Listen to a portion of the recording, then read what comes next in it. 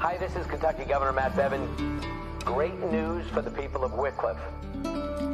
Today we announced a $200 million investment by a company that only just recently came to Kentucky.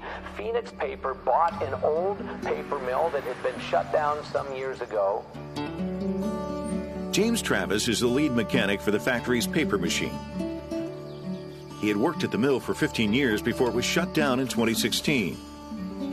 A couple of years later, he came back when Chinese-funded Phoenix Paper reopened the mill.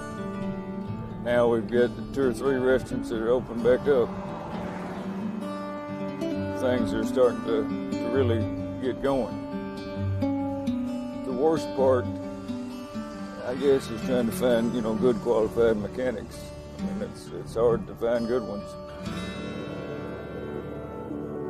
It is a huge shot in the arm for Wickliffe, the surrounding area.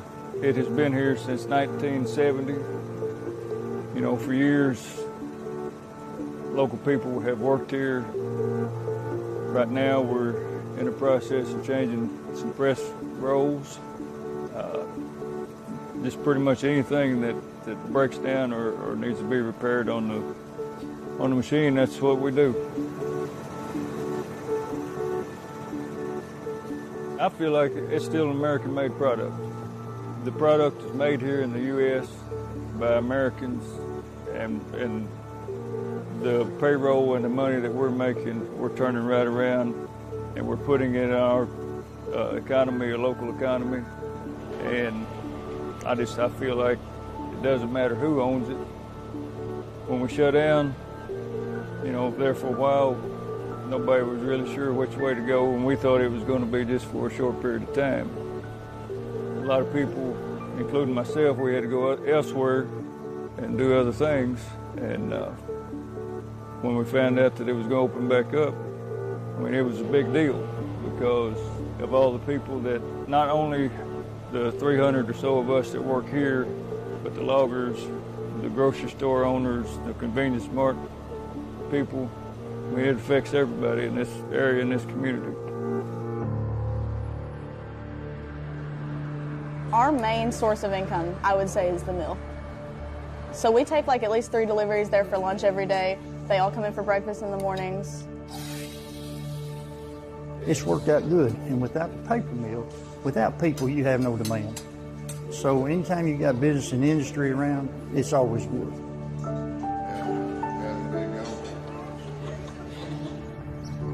Kevin Jiang has been in the paper-making business for nearly 2 decades.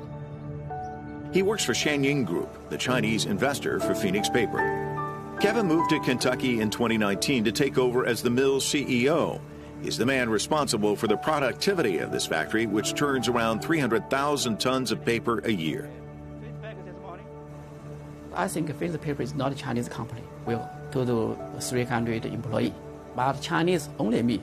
We rely on the local team, local employee, not Chinese. So I think this is the globalization company. In China paper mill, we use this waste paper to produce the high quality paper and packaging to sell to our customer. In 2017, this is our first visit to the United States paper mill. There's a very abundant forest resource. There's outstanding paper industrial work. So from 2017, we want to investment paper mill in the United States.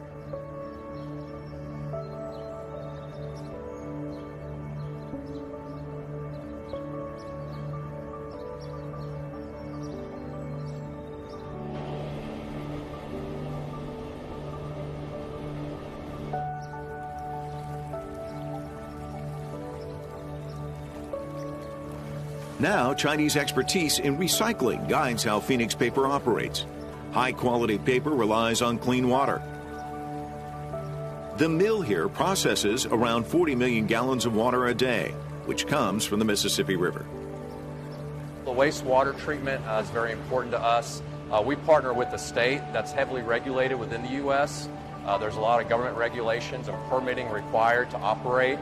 So we make sure that no matter what we do, that we're producing in a manner that's not only good for the environment, but also provides a sustainable production process for our company. Jason Brown is the Human Resources Director at the mill. He's a local who returned home to Western Kentucky to start a family. And here he found an opportunity for career growth.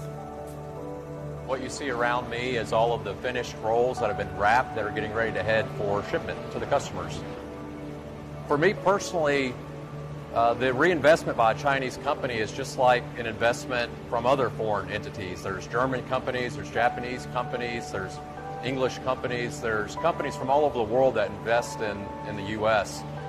So sometimes I think that people get a little lost in the weeds on the political side on whether it's China versus the U.S. In my opinion, it's not really about who's got the upper hand. It's more about partnering and building something.